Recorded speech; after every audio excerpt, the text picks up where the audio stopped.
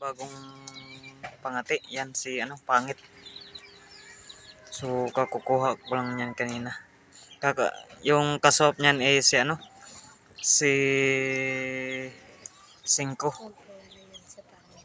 Yung palahi kong mestisong labuyo. So yan ay mestizo din.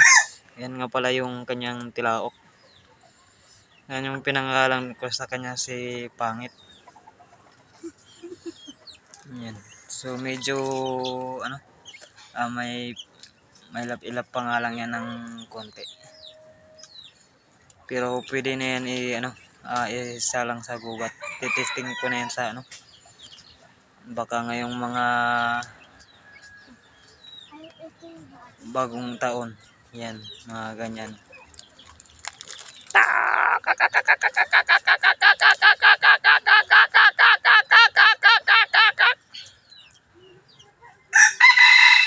Ayan po yung kanyang tilaok mga hunter. So, thanks for watching.